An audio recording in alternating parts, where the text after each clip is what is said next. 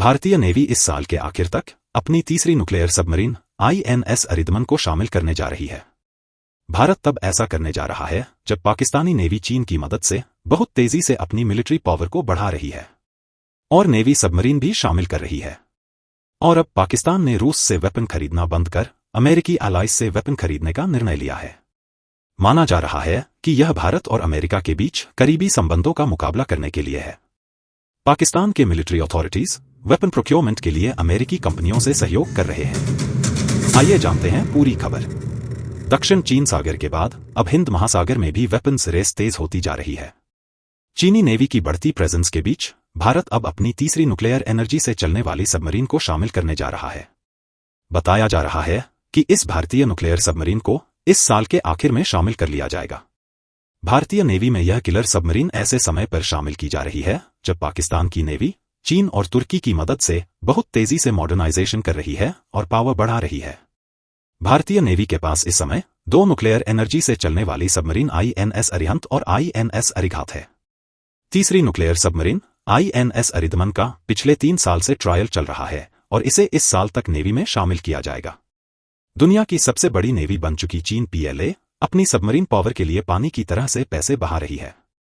चीन की नेवी के पास इस समय 6 परमाणु एनर्जी से चलने वाली सबमरीन, 6 अटैक न्यूक्लियर सबमरीन और 48 डीजल से चलने वाली AIP तकनीक से लैस कन्वेंशनल सबमरीन है। AIP से लैस सबमरीन कई दिनों तक पानी में रह सकती है। चीन की पुरानी सबमरीन के रिटायर होने के बाद भी साल 2025 तक उसकी सबमरीन पावर 65 तक बनी रहेगी। चीन लगातार सबमरीन बना रहा है और यह साल 2035 तक बढ़कर 80 पहुंच जाएगी। चीन और पाकिस्तान से पिछड़ा भारत।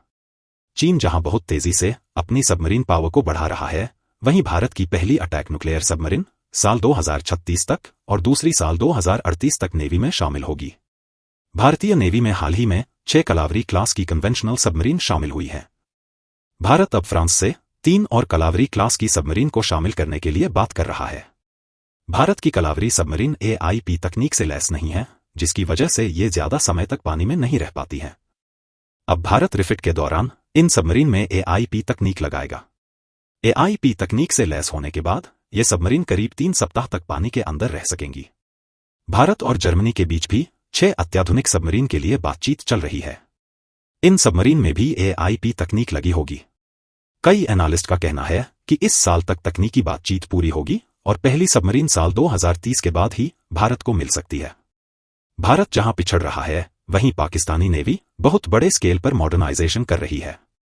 पाकिस्तान ने खरीदी चीन की खतरनाक सबमरीन्स। पाकिस्तानी नेवी में चीन की मदद से 30 अत्याधुनिक वॉरशिप शामिल किए जाएंगे। पाकिस्तान चीन से हंगोर क्लास की 8 सबमरीन को शामिल कर रहा है। यह चीनी सबमरीन AIP तकनीक से लैस होगी। पाकिस्तान को उम्मीद है कि इस सबमरीन से हिंद महासागर में पावर बैलेंस बदल सकता है।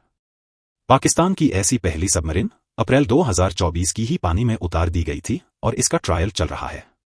वहीं भारत अभी पिछड़ता दिख रहा है। सिर्फ चीन ही नहीं, पाकिस्तान एक बार फिर से अमेरिका और उसके एलाइज से वेपन्स खरीद की तरफ बढ़ रहा है। पाकिस्तान की वेपन्स खरीद में प्रमुख मिडलमैन तबानी ग्रुप अमेरिकी कंपनियों के साथ काम कर रहा है। यह कंपनी पहले रूस से हथियार खरीदने में मदद करती थी। ऐसा करते हुए पाकिस्तान ने रूस पर मिलिट्री डिपेंडेंस कम करने और अमेरिका के साथ संबंध सुधारने का प्रयास किया है। यह कदम भारत की अमेरिका से बढ़ते क्लोज रिलेशंस का मुकाबला करने की कोशिश भी है। इस बदलाव से पाकिस्तान को अमेरिका पर दबाव बनाने में मदद मिल सकती है। अमेरिका और पाकिस्तान के बीच आखिरी आर्म्स डील 2020 में हुई थी। द गार्डियन की रिपोर्ट के मुताबिक पाकिस्तानी आर्मी ने अपने हथियारों के मुख्य मिडलमैन को अमेरिका और उसके एलाइज से आर्म्स डील का निर्देश दिया है। यह फैसला भारत और अमेरिका के बीच बढ़ती नजदीकी को देखते हुए लिया गया है। पाकिस्तान लंबे समय से रूस से वेपन्स खरीदता रहा है, लेकिन अब वह इस स्ट्रैटेजी में बदलाव कर रहा है।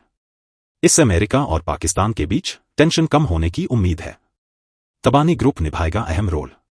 तबानी ग्रुप पाकिस्तान के सबसे पुराने बिजनेस ग्रुप में से एक है, जो दशकों से रूस और पाकिस्तान के बीच हथियारों के इंपोर्ट में मिडलमैन की भूमिका निभाता रहा है। इस ग्रुप को पाकिस्तान आर्मी के रावलपिंडी स्थित GHQ की तरह देखा जाता है। अब यह ग्रुप अमेरिकी ऑर्गेनाइजेशन और कंपनियों के साथ जुड़ रहा है जो यूक्रेन को असिस्टेंस प्रदान कर रही है। रिपोर्ट के मुताबिक इस्लामाबाद ने साफ तौर पर वेपन्स के मामले में मॉस्को से वाशिंगटन की ओर शिफ्ट करने का सिग्नल दिया है। इससे आने वाले समय में पाकिस्तान आर्मी की रूस पर निर्भरता में कमी आएगी। तबानी ग्रुप अमेरिकी कंपनियों के साथ मिलकर अधिक अमेरिकी वेपन्स और सिस्टम हासिल करने के लिए काम करेगा, जो रूसी मिलिट्री इक्विपमेंट की जगह लेंगे। भारत को ध्यान में रखकर फैसला। एक्सपर्ट का मानना है कि इससे इस्लामाबाद को वॉशिंगटन पर कुछ दबाव बनाने का मौका भी मिलेगा। खासतौर पर भारत और अफगानिस्तान के मुद्दों पर वह अमेरिका से कुछ राहत मांग सकता है। सिप्री डेटाबेस के अनुसार वाशिंगटन और इस्लामाबाद के बीच आखिरी आर्म्स डील 2020 में हुई थी। उस समय पाकिस्तान ने गैस टरबाइन का ऑर्डर अमेरिका को दिया था, जिसकी डिलीवरी 2023 में हुई। पाकिस्तान लंबे समय तक अमेरिका का खास एलाय रहा है। वहीं रूस और भारत में दोस्ती का रिश्ता रहा है। हालांकि बीते कुछ वर्षों में इन रिलेशंस में बदलाव भी आया है।